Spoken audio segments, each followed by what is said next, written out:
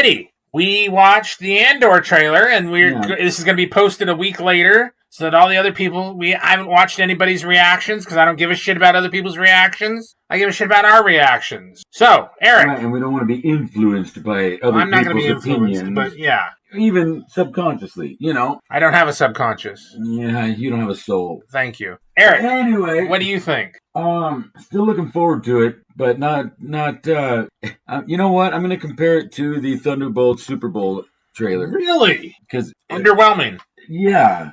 It just doesn't give you much, and if I was a casual viewer, I don't know if it would just get me all buzzed up to watch it. It would get you off your tractor in Peoria to go watch the show. Yeah. Okay. I mean, really, wow, that's not the best trailer I've ever seen. No, I can see that. I thought that when I saw the clip of the stormtrooper going through the wheat field, I'm like, what is this AI shit going on? Like, why is he in a wheat field? And then I saw it I'm like, oh, okay, but that's kind of. I'm like.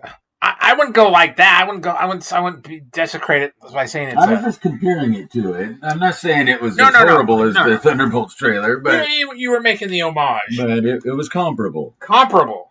Something that looks like it's going to be really good, and the trailer just doesn't really do much to get you buzzed up about to see it. That's all I'm saying.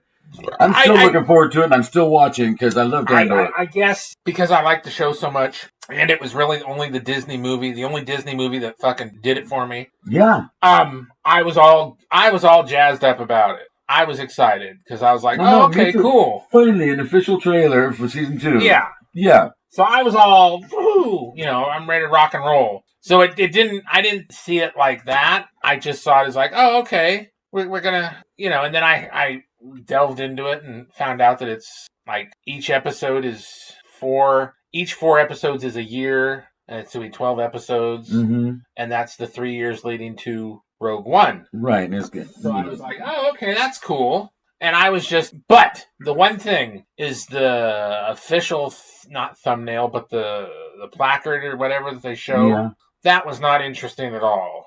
I was like... Oh, with the little pompadour dude? Yeah, looking like a Ponce. Yeah. I was like, no. I mean, clearly that was something he was doing as like an alias, know. Wow. And they did show him in several different costumes. I gotta ask a question now. So how do the gays feel about that? That both Cassian and Lucius, or whatever his name is, play homosexuals as a disguise, as a veneer for them being radicals. Wouldn't that irk them? Something fierce? What do you think? It's like homo profiling or stereotyping? I'm throwing it out there. I'm just, well, Lucian's not. I mean, he's not. He's a little fey, but as the artifact dealer guy, his cover, because I have issues. Just because he's a little fey doesn't mean he's gay necessarily. But I do take great umbrage with the lesbians in the show. And we're going to talk about that when we get to the review of the season 1, Andor season 1. The lesbians, how the rich girl's just playing, the one gal, she's committed. Yeah. And so you're just being the white oppressor, just coming to and fucking one of the natives. And then I liked how the native did the topsy-turvy on her. Like, no, bitch, I don't give a fuck about you. The mission's more important than you or me. Right. And I was like, fuck yeah. And this rich girl is like, oh, but you were my life. And blame it on the rain, bitch. Fuck. And the other gal, she was like... Hardcore, sold out to the cause. Yeah. And if that means I have to sacrifice you, then that's what it means, because the cause. Yeah.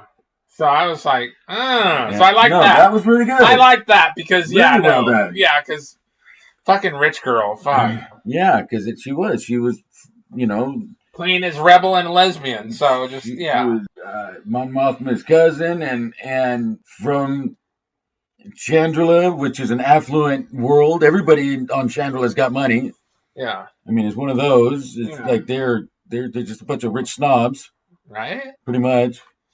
So that was the only thing I was like, that was the thing that I was like, well, wait, did the gays get upset by this? Because I haven't heard any of them thinking about it. Actually, if I was honestly, if I was gay and I saw something like that portrayed in a story like that, I'd be impressed with how well they did it, and it was real, and because they called it acting.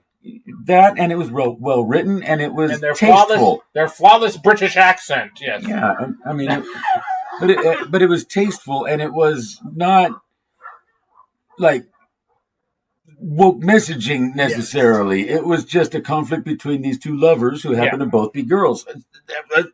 That's fine.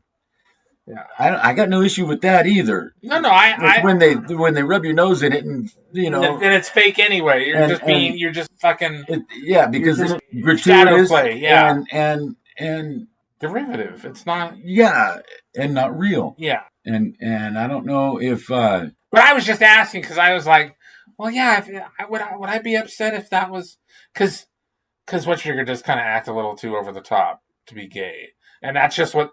That placard reminded me of is, now they got Andor playing a gay. I'm like, oh, jeez. Like, really?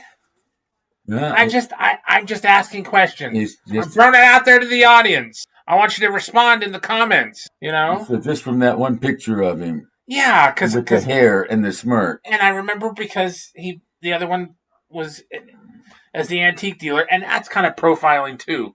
Just because you're a fucking antique dealer or a goddamn fucking tailor, you're a homosexual. That's a fucking racist. Or sexist, or whatever the fuck.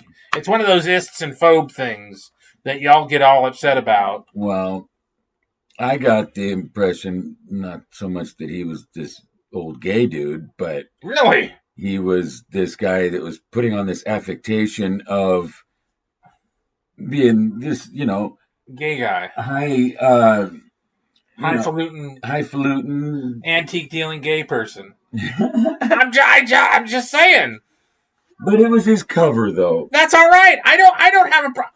He played it flawlessly. I'm not saying that. I'm just saying he also played Nosferatu flawlessly too. So So I'm just saying that's not what I'm saying. I'm saying all these people that take umbrage over every fucking thing that is white, straight, and male. Why don't they have a problem when the gays aren't depicted? When they're being, you could say they're being made fun of, or it's just a fake, or you know what I mean. They were just being, it was just a role. It wasn't a lifestyle for them. Right. Yeah. That's not nice. So anyway. Well, besides that, though, I mean, I can't wait for the season. Yeah. It's going to be like Venture Brothers. I need more of it. Yeah.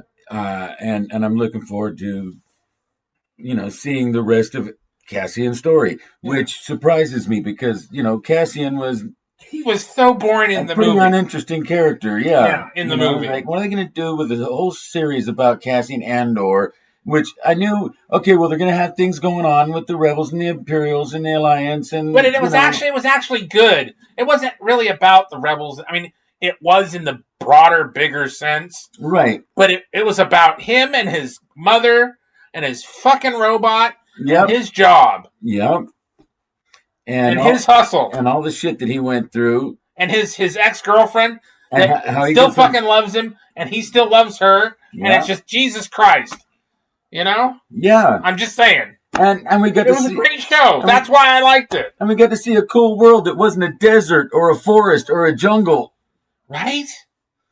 Fuck. It was cool, their world. Yeah. And it was this, It looks like Italians owned it. Oh. No. I'm Italian, so I can say that. The architecture was cool. Yeah. And it was like a scavenger planet, the Ferrix, where... if you can't get it here, you can't get it anywhere. Right? You can find anything you were looking for on Ferrix. Yeah. If you know where to look. I've been to those places. Yeah. Yeah, they're great. So, no, it was cool. And it was intelligent and sophisticated, and I dug it, man. I can't wait. I mean, and I dug they kept all the look of, the classic look of the original trilogy, like, in the production design. Now, they didn't fuck with the uniforms. Now, Whatchadigger from Red Letter Media said that Rogue One was member berries, and that's why you shouldn't see the movie. Really? Yeah. Rich Evans. I would strongly disagree with that. Right? No, it may have contained some member-berry moments, but even those, no. Yeah. There was some nostalgic moments, and like R2 and C-3PO because they didn't need to be there. Surprise cameos like Dr. Evison and Ponda Baba. That was cool. Yeah. That was the one they hated the most, I think. Yeah, but so what? It was Easter egg. Right? Cameo. It was 2 seconds. Huh. You blink and you miss it. So what is that member berries? It's just a little, homage Easter egg for the fans. And I think and all the rebel pilots. Yes. Red leader and gold leader and all their, And as somebody who when they write killer. And as somebody who writes stuff that you want to also convey to the audience, like, hey, I'm not a fake. I know what the fuck I'm talking about. Yeah. Here's how I know. And it's a little different with books than movies, but it's the same kind of thing. You can tell when it's genuine or otherwise it's stunt casting. It's, oh, look! Yeah, fuck off.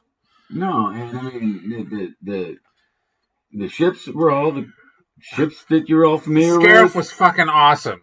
I never heard of Scarif before, but I completely believe it. Yeah. And it had walkers and all of it. It was everything you love about Star Wars. And what's interesting is that if you want to call that member berries, then call it whatever you want, man. No, fuck that. It's everything you love about Star Wars. What's interesting is that people like that will bitch about member berries, but then want something new, and then when something's new, they don't like it because it's too new. Yeah. Well, if you're never happy, make up your mind. Yeah. You were expanding the universe. But you have to have the universe. Oh, the Empire just isn't gonna they don't have regional sects of fucking equipment and abilities and uniforms. Do you know how cost prohibitive that is? What the fuck? And it's like they want. And I'm not talking about cost prohibitive for a movie or a TV show. I'm talking about cost prohibitive for the Empire. I'm just saying you gotta standardize shit.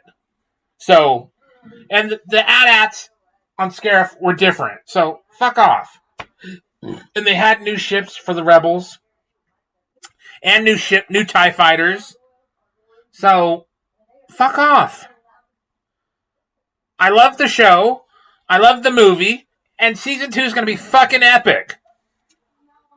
Yeah. I can't wait. And with that, the trailer doesn't really convey that as well as it could have. Yes, that was my only point about the trailer. The trailer should have been better. But way looking forward to the season. Yes. I'm putting a lot into it. Maybe because this is the only place where I can funnel all my Star Wars love is in this last little fucking show. This last dying ember on the floor. And it's going to be the best one of the current lineup. And it's going to be the last one we get. So I'll take it, man. And with that, like, share, subscribe.